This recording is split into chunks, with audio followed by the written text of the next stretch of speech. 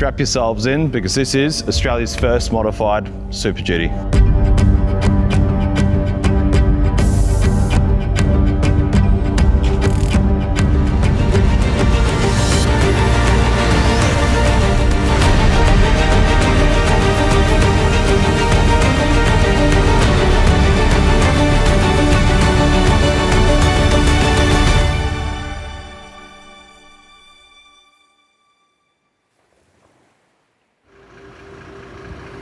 It's 3 p.m. on Friday, the 19th of December, and we decided 2 days ago we're going to embark on the biggest adventure we've ever done, and that's build the ultimate Super Duty in 3 days.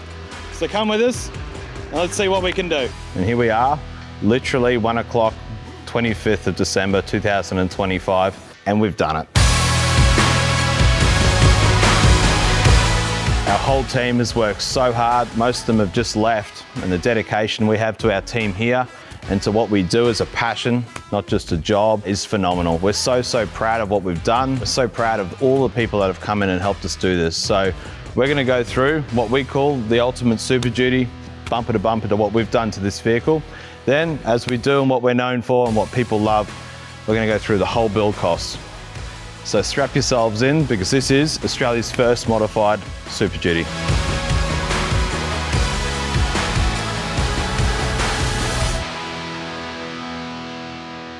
So before we get going on all the parts and the bolt-ons and all the stuff we did, we're gonna go a little bit back in time, I suppose, and talk about why we've done it. Super Duty for us is something a little bit more than just another ute. So it's something that I believe Ford have really done well in actually listening to the people that build the vehicles and people that use the vehicles as well. It's a little bit more than just another dual cab. For us, it's something that we really want to invest in, and I firmly believe will be Australia's most popular dual cab ute, and it will seep its way into the services trade sector and of course the fleet sector very soon. So we're very confident in the whole industry really absorbing and adopting the Super Duty platform into one of, I believe, Australia's best utes.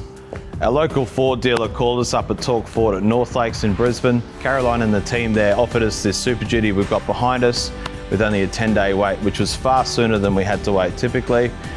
It was a no-brainer for us. Very lucky as they have 6-month wait on most of their vehicles, so we thought we'd make the most of it.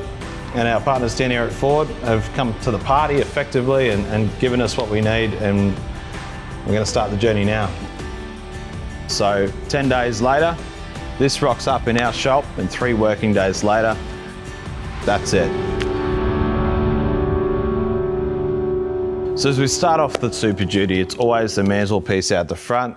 It's the bar work, it's the spotties, it's the winch, and it's the aerial. So we've got an ARB front bar. I love the new lights they've got as well. Something our Hilux at that point was just a couple of months off getting, but just a really solid performer. And ARB for so long have done just such a good job, and they've got such a timeless design, and it's quality we all know. It's the reason they're so quick to market and prominent. They've just got a really bloody good product. So ARB for us was something that we're very excited about using. The guys up at North Lakes ARB helped us out by getting the full suite literally hours before they shut. So that was really cool to be able to go bar, scrub rails, and the side steps to suit the Super Duty in stock. And oh man, I think it looks fantastic. As we move more into the middle, I saw on social media the brand new Hella Spotties, and I did not hesitate 1 second. They were going on the front of this car, and here they are. Very cool, new age sort of light, DRL, and of course Hella quality. It's something that we've all known for many years. Hella have been doing spotties for 50+ years. So to see them in an LED form like this excited us a lot, and that's what we chose to put on the front. And of course, with lots of weight and a big GVM, we needed a big winch. Guys, the carbon off-road we've been using for a long time. So Scout 15K in there, so we've got a 15,000 pound winch. Uniden aerial, short stubby ones are great, but pretty useless for actual use. So 6.6 sits up on the bull bar, and that goes into the 80 channel X-Track system in the vehicle as well. So it's pretty standard 80 channel system.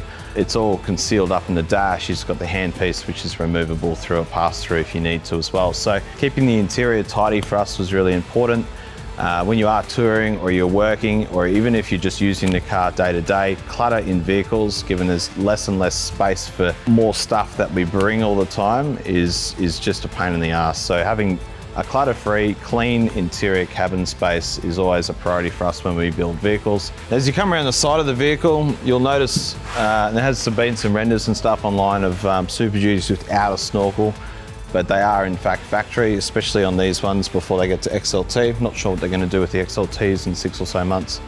But Safari made snorkel.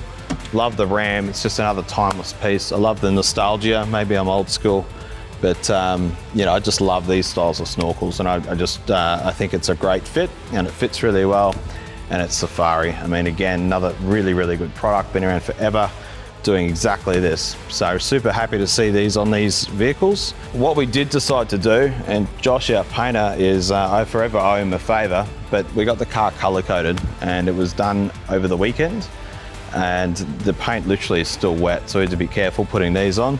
They are the factory flares, color coded. So a lot of clips and bits and pieces, and they come off. And as we move down towards the back, you'll see the back as well, beautifully color coded in. Just nice accents that make it work really well.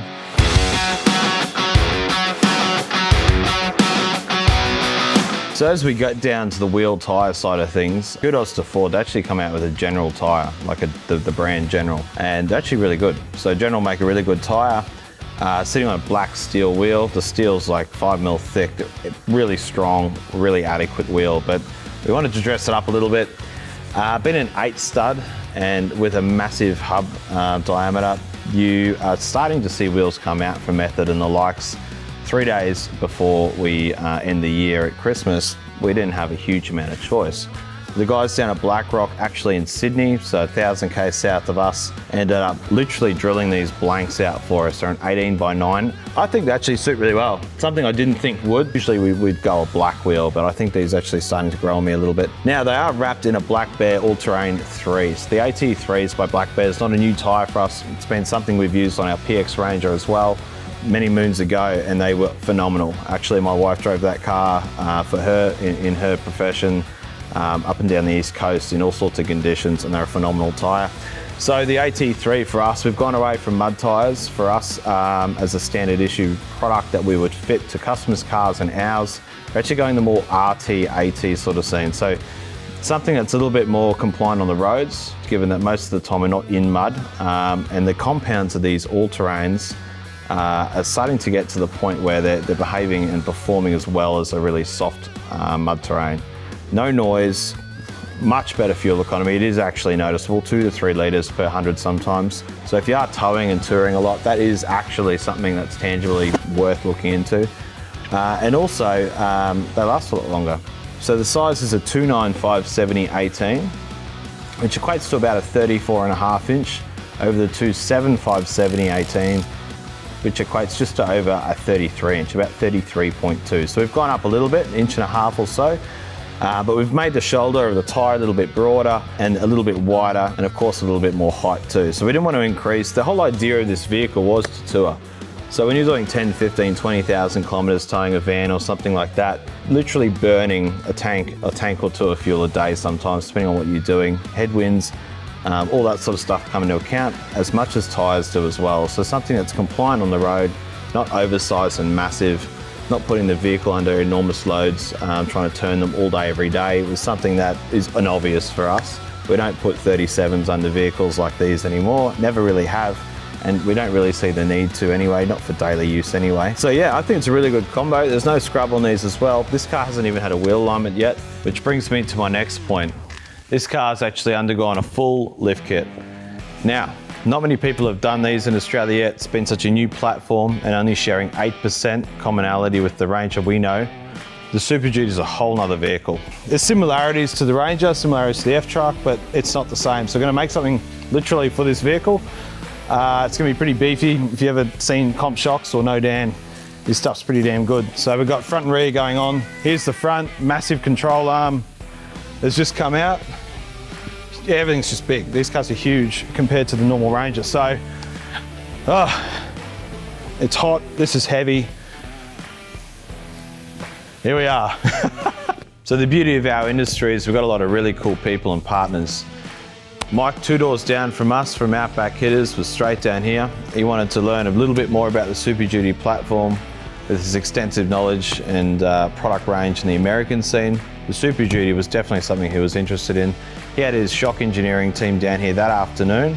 We actually got, over the weekend, a brand new set of shocks made specially for this vehicle, which will be commercially available through Outback Hitters, I'm sure, in coming weeks. Now, what are they? They're a remote res, fully adjustable set of front shocks and rears as well, literally made to suit. Now, what you're going to see in these front shocks is a really long coil. Now, longer coils have more space to absorb energy, and they're inherently a lot more comfortable. So keeping shock length, also spring length, was paramount. So we've increased the shock length 25 to 30 millimeters, but also actually increased the coil length massively over the factory one. So we expect a really good ride out of this vehicle. We're really keen to see what it can actually do as well, being such a capable platform already. We'll be testing this vehicle over the next coming weeks to see actually how it performs.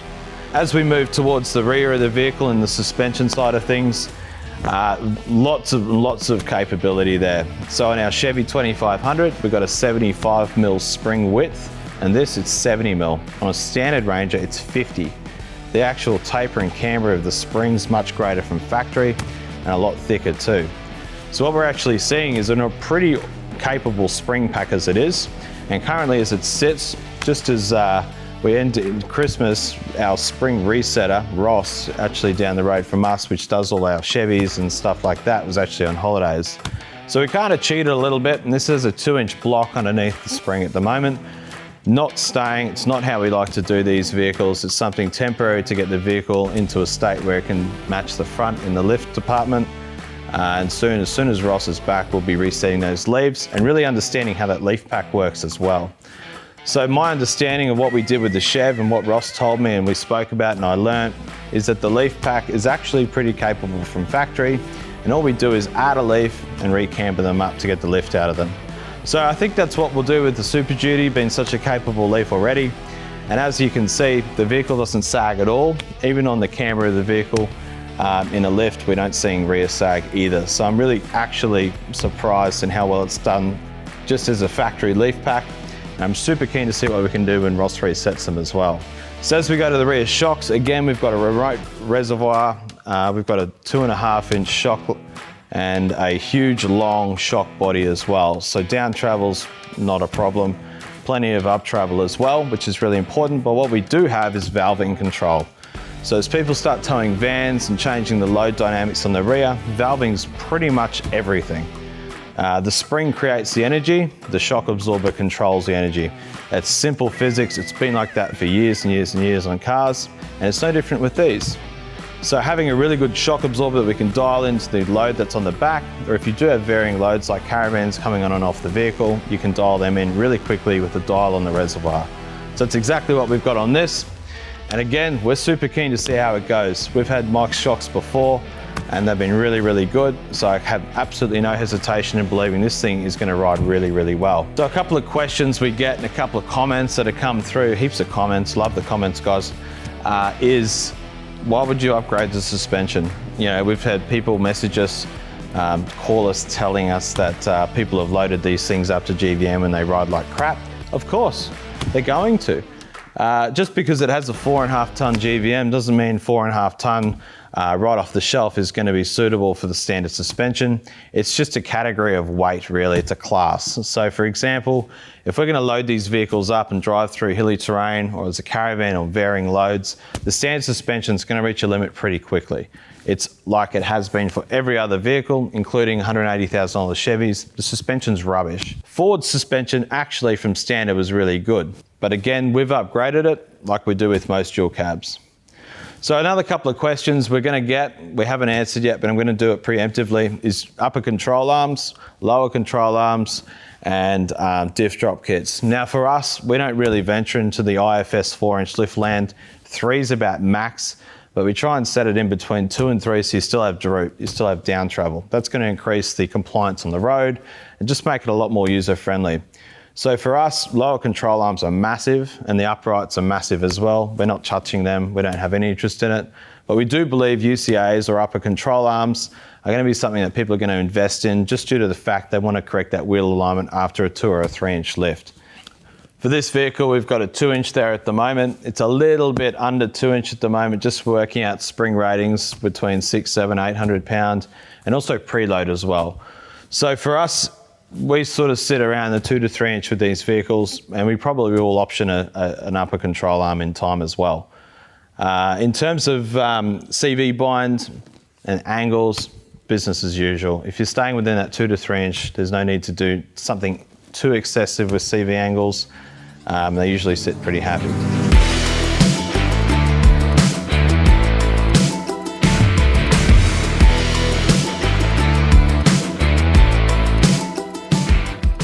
So as we move down the side of the vehicle, we can't help to notice what we've got on the roof. Now, plenty of options from Rhino Rack, and for us, it's the same Rhino Rack you would use on a Ranger, which is really cool. And what we've got up there is 2 sets of MaxTrax Extremes sitting on their mounting pins, which is a really cool system we're new to. We haven't done too many of them, so it's really cool to be able to actually mount them up there in a really quick lock system that allows people to get their gear off the vehicle when they need to. And it's also kind of made to fit too. So we love that from MaxTrax. Those guys have been doing great stuff with those Extremes for a long time. We've used them before and they're pretty much bomb proof. You can't really destroy them. Underneath we use a steady mount, and of course we've got our light bar under there as well, which is a DRL. We can change to orange, which is cool depending on the conditions. And on the other side we've got the Bushwhacker shower ensuite. It's a single ensuite. It's really good for pulling up at the beach, if you need a bit of privacy, anywhere public really. Not just for showers. So if anyone's thinking, how the hell am I going to change? Put one of them on. They're really, really good. So as we go down the side, things start getting a bit busier up the top. So it was Wednesday, literally a week ago today, and I called Johnny up from Bushwhacker and I'm like, hey man, I've got this idea. We're going to build this Super Duty. And he's like, So it came to pass, I'm like, what have you got? And just on the other side of Black Friday, not everyone's in stock fully yet. So he said, look, let me see what I can do. Calls me back in about an hour. And he's like, I've got a shack up there. I've got a new 270 degree with a square edge on the front. And I got an ensuite. And come get it, I'm ready. And I'm like, okay, let's go. And holy, these new tents are phenomenal. The awnings are amazing. They've got a new material, new canvas, which is really cool as well. And the product's just really refined, and it's just come leaps and bounds. There is definitely a difference between the Bushwhacker product and what we feel most of the other market offers, especially in your lower tier. So if you are wondering what the extra cost is or why you should go in and see them, or go online and speak to anyone who's pretty much got a Bushwhacker product, and you'll soon find out there is a difference.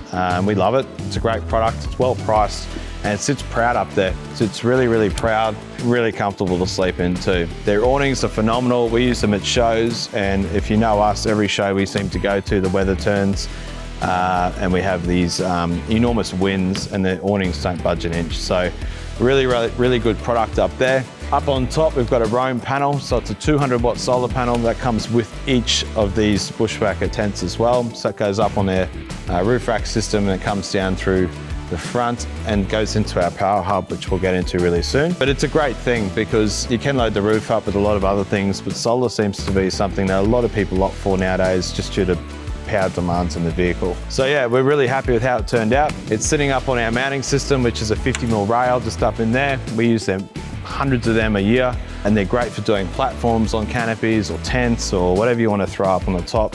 That rail system allows us to mount pretty much anything to it, which is cool. And it goes straight into our structural supports in the actual canopy, so it's not sitting on sheet metal.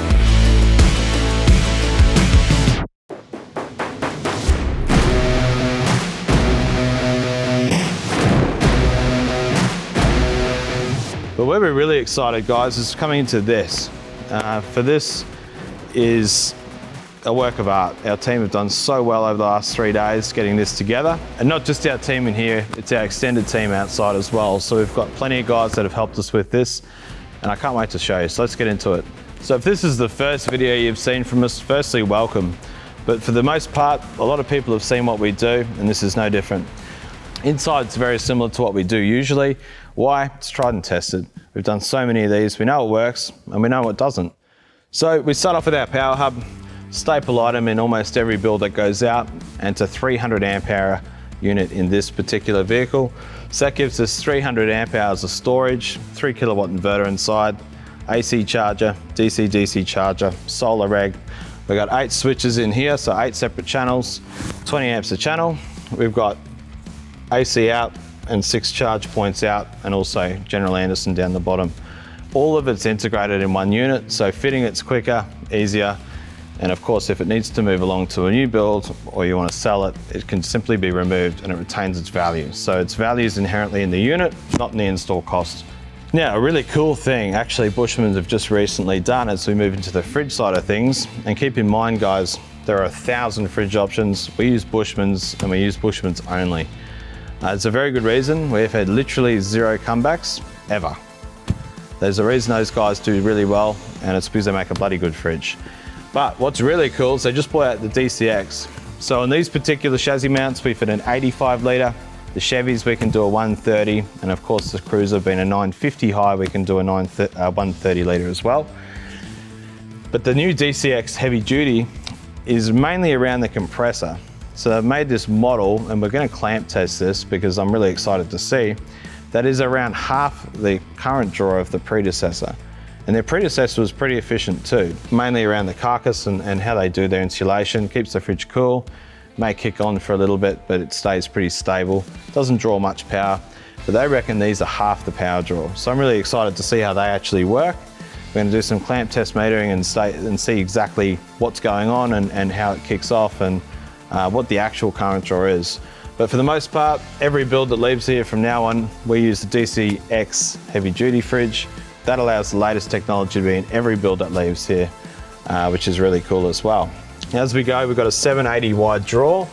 So typically on the longer canopies, or the 1700s, what we call full length, we'll go to a 780 draw. So the 780 in this one gives us a pull-out draw and a whole heap of space, plus a pull-out table as well. So prep table's great for getting things out. And then of course, if you've got non-perishables in here, they can come out like hookers and bits and pieces as well. And these find themselves into trade vehicles as well. It's a great area to be able to use for paperwork, laptops, bits and pieces, gear in here. We've got about a 60mm drop just on top of the drawer, and that allows things to sit up in there and stay in there as well. So as that goes away, and that goes back in, everything's in there. And I've been away 2 weeks on a solo trip with our filming team with a couple of other cars. So I was just in one vehicle and I filled that drawer and only that drawer. And the other side of the canopy was pretty much free, one clothes bag and a water cell. Cab was clean, everything was in the drawer and organised. It's the way we like it. It's reasonably minimalistic, but it's super functional. As we move up towards the top, we've got the EcoX speaker. Now this is just the speaker. The Chevy has the sub in it as well. Horses for courses. In this particular vehicle, the speaker's more than adequate. Great thing, really, really good thing, handy. If you're like me and you're out and you always forget your portable wireless or it's not charged, we've gone to these and they power off our hub or the vehicle or whatever power system you've got, and they just work every time really, really well. You don't have to worry about charging them in bits and pieces as well. And actually pretty loud, so if you are a partier, EcoX do a pretty good speaker.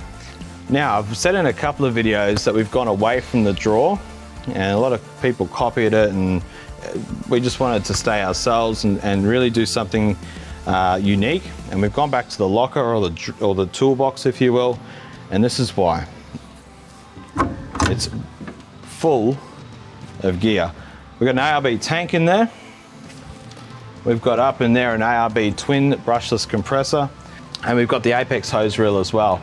Now, what that allows us to do now with the ARB compressor is go into their app, and their app allows us to literally control the compressor's PSI rating, what you want to discharge and charge to, all through the tank. So tire inflation, even blowing out air filters or even the vehicle is a breeze now. Now Apex has got a really cool little fitting on the end, so there's no need to plug in an inflator. That's got the quick inflate, and it's just literally straight onto the tire valve and up it goes. So it just makes everything in terms of inflation or compressed air so easy. It sits in a beautiful little toolbox. So if anyone's going, oh, why'd you go away from the drawer?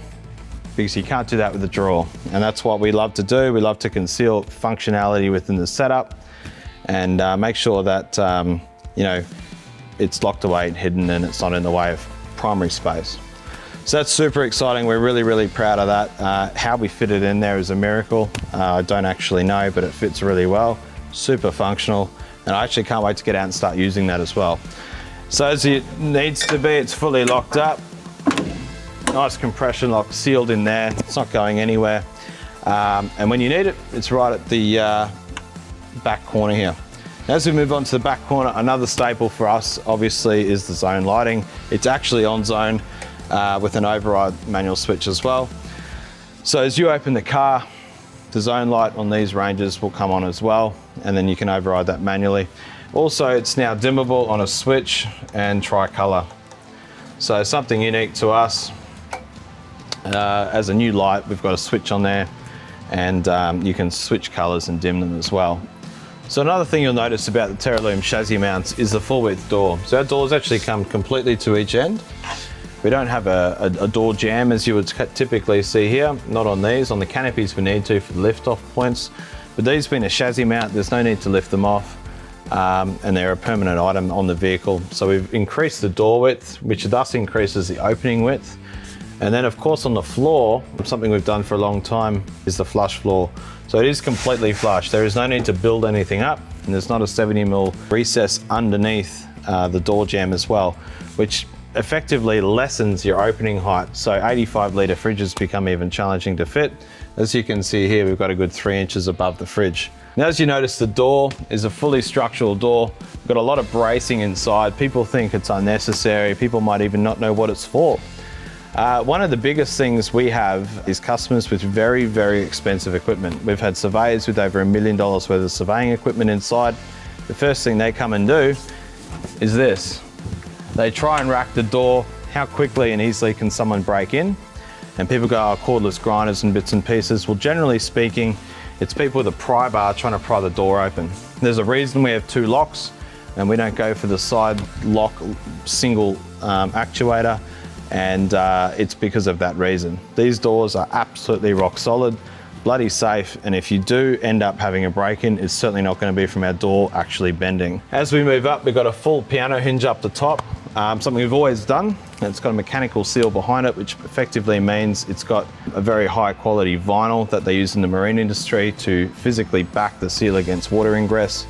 Then behind here, we've got steel back rubber washers. So water permeating through that seal or that entry point is just non-existent. We don't have it, we never have, and it's something we put a lot of attention into.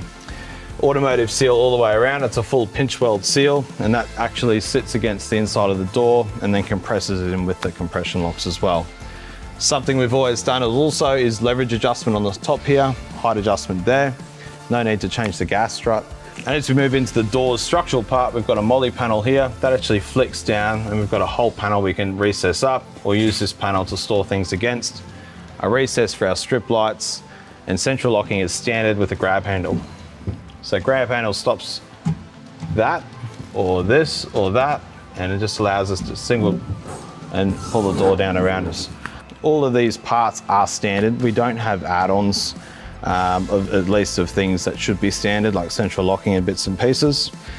As we move towards the front corner, AdBlue on these vehicles is recessed in a specially designed 3D printed mount. Factory fuel cap's back in there with its lock, something cool that Ford have done. And we do all the fuel adaptation in-house as well with special silicone hoses that are made for diesel and solvent-based petrol fuels as well, which is really important. A lot of people ask us about cable entry and how we get everything into the canopy itself. Now out the front here, there's a little part that's very hard to see for a good reason. We don't want it seen, but it effectively allows us, it's a big gland system, allows us to get all our cables in sealed, so we don't have big holes and glands and cables running through. It literally slips up through. It's specially designed for cable entry. It carries everything into the canopy, and it sits behind the false wall here. Beauty of that is it's hidden, it's safe, you don't see it, You don't need to see it. And the install quality is immaculate. And I'm very proud of that. Our team are too, and I can guarantee it. An increasingly more popular option is actually color matching doors. And I use the term matching more than color coding, because we do actually get an exact paint match. Now, every car's a bit different. As cars age, the paint ages with it. And if we get vehicles coming in, we want to make sure the car leaves and the exact paint match is obtained. No different to this. So Josh, our painter, has done an amazing job once again. Over the weekend, he's just absolutely nailed this one. The color itself, I'm growing towards more every day. I wasn't in love with it, the command gray, but now I think it's really growing on me. And of course the toolboxes, doors, and of course the color-coded flares just tie in beautifully. So I'm really happy with that. He does a really, really good job. And as I said, color matching doors and trims and accents is becoming increasingly more popular. We're probably doing between 6 and 8 a week at this stage nationally. Now, a lot of chat about 1850, 1950, 1900, what's the width? The Super Duty cab is the same as the Ranger cab. There is no difference. The only difference is the flare on the front, and the wider tray required typically allows for the wheel track change. Now, given the fact that the body isn't changed, and we've been running an 1850 wide for years and years with Rangers coming in weekly, we've kept an 1850 on this particular vehicle just for practicality purposes. How we get around it is putting a wider guard on, which we do for Raptors and any Ranger really with a wider offset wheel. There is no right and wrong with the 1950 versus 1850. At the end of the day, there are some manufacturers that only do a 1950, others put wider guards on. We do both, so if you want a 1950, something a little bit wider, of course, no worries. And of course, the 1850, which matches the body width, doesn't really need extended mirrors. It's something we choose for practicality, and what you're looking at behind me is certainly an option that's super doable as well.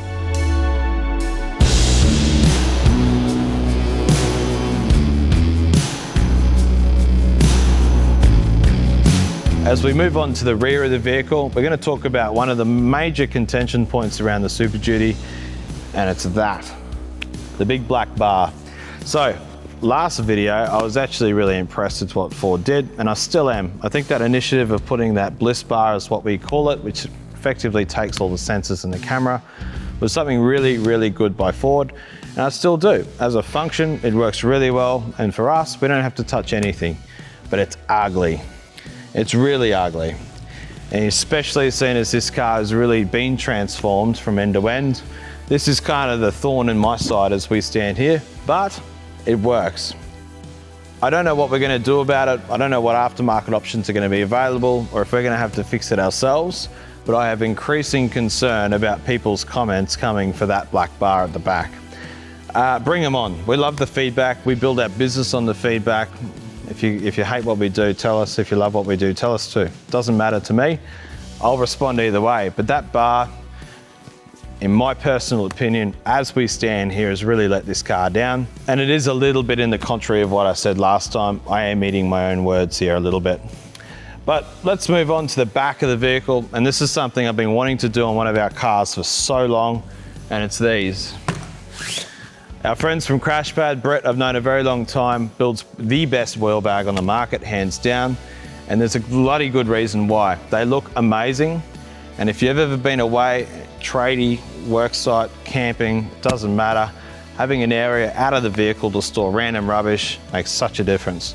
But not only that, you can put dirty gear in it, even light firewood or anything you see fit really, as a great storage option. Do we need 2 spares? No, but we're going to do it anyway, and I think it looks really good. People say, oh, there's too much weight over the back. There's not. These things drive really well as they sit here. Our body isn't a very heavy body either. There's only about 550 kilos sitting on the back of this vehicle with a 1.8 ton payload. So guys, if you're concerned about weight and how it sits over the back, don't be. We've done this many times on Rangers as well and work really well. Underneath, another item that's really kind of hidden is a trundle drawer. Comes out on a roller bearing system. Included is tabletop, so it's another workbench effectively. And that allows you to get in there and store other items should you need to as well. Lock there, slides back in, concealed lock underneath. Back down. Under there is our number plate lights concealed as well. And then to the left and right of the trundle drawer, we've got our tail lights that are now recessed in and with a sequential indicator as well. And up above, we've got the access to the bushbacker tent, and that hangs over the back a little bit just so we can put the ladder on there. It's not going to interfere with the tires. And just under that, we've got a light should you need to. It's a touch sensitive light. You can activate that on the exit of the tent. And it gives you nice access in there, or side access if you want as well. So the bushbacker product, again, I said it earlier, really good product. Can't wait to get up there personally. It's 2 a.m. in the morning right now. I probably could now, but we'll leave that to later. But the bushbacker tent sits up on top and it kind of all works really well. I'm really, really happy with the way it's come about. Now we come around to the other side, which is the driver's side, which we usually, in most builds, keep pretty bland, pretty open, and pretty minimalistic as well. But as a staple item, again, on the other side, we've got zone lighting, and in this toolbox, we've left it open. So that's there for whatever you need to put in there, recovery gear and whatever bits and pieces.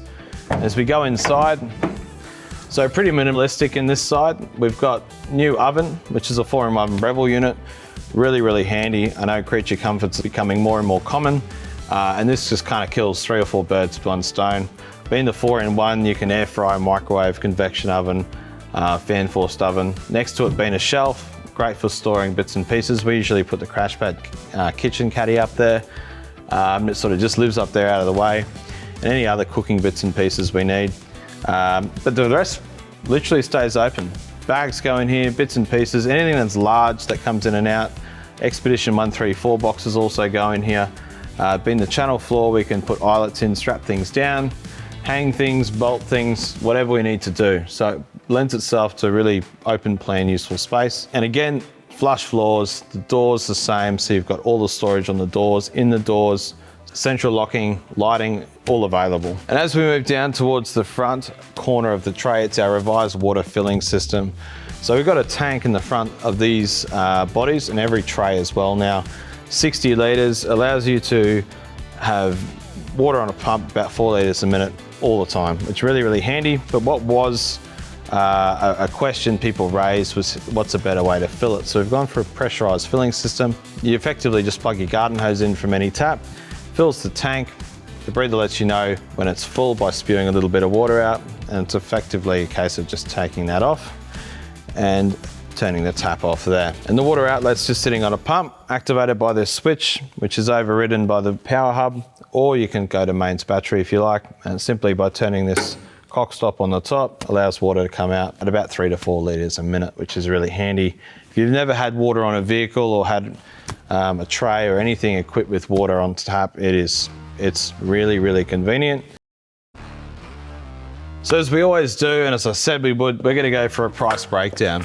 So we're gonna go through the vehicle's cost, what it costs us to buy it, and of course what we've done to this, and really give you a really warts and all breakdown. We don't try and hide anything. We don't wanna hide anything. We want you guys to be fully equipped to make decisions and really see what it costs to build something like this. So let's get started. 1700 two-door, which is effectively what's the body on the back, 16,490. The standard install from us is 1850. We've got a power system that runs from the vehicle into the canopy itself at 395. The power hub is a 300 amp unit, as I said, and it sits at 8490. The wall kit to go inside the canopy on the front internally is 600. 2 rear wheel carriers at 998. 2 strip lights at 280. 175 for the internal ceiling lighting package. 1990 for the Bushman's fridge and enclosure as well. You need that. The 780 drawer is 1299. So that's the drawer on the passenger side. 349 for our roof rail system. That's got the bushbacker sitting on it. We have the lift kit. So 2.5 inch remote res Outback kit is lift plus the spring reset, which is coming, $69.90. TBC on pricing, but that's what is indicative at this stage. Airbag man. Now something we didn't get all the way through this. We got almost everything done, but one thing we need to get still, we've got parts waiting on a boat, is the airbag kit. So it's a fully remote access kit, powers off the compressor as a air assist bellow. So Airbag Man are coming to the party with that, but they're just a couple of days late due to no delay of their own. It's just life.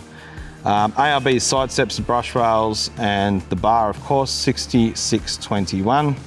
The Hella Spotties, 949. The carbon winch, the 15,000 pound winch, was 1249. 869 for the Uniden X-Track system. The platform and backbone was 1989. Our light bar, 395 on the top. That's up the top at the front. We've got some charged work lights and 45-degree lights still to go. We didn't get them done, 538. The bushbacker tent sitting on top, $4,000 effectively. The Darkness XL Squared Pro, so that's the awning. As I said, it comes all the way out as a 270, but the front corner is actually square. So it gives you just more square meters, which is really cool, at 1849. The ensuite shower tent was $399. MaxTrax Extreme and mounting was $1178.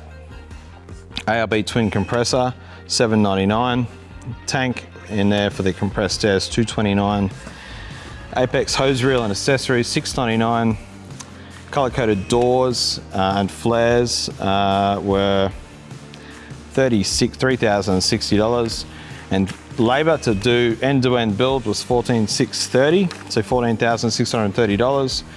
The two wheel bags on the back were $578.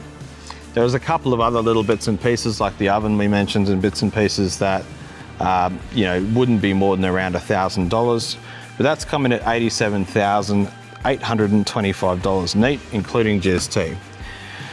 So I'm waiting for the people saying all of these things like it's too much and why would you do that? Short answer is our business puts out 30 cars a month doing this. So at the end of the day, why do people do this? Because they love it. Why do we cop hate for it? Who knows, who cares? So at the end of the day, we paid $96,000 for the vehicle. Our local dealership at Torque Ford got us the vehicle for $96,000. So if you equate the two, we're into this vehicle for about $175,000 to $80,000. Now, a lot of people will have all sorts of things to say. Why would you do it? Bits and pieces, blah, blah, blah. But at the end of the day, a lot of people do. And this video is made for those people. So if you're interested in a Super Duty, if you think and believe in the platform as much as we do here at Teralume and as much as I do as the managing director, and think this really is automotive history behind me in the making, in terms of a manufacturer for the first time actually listening to us, the people, give us a call. We build them all day. We've got 7 or 8 out the front right now. We can't wait to get into them for 2026.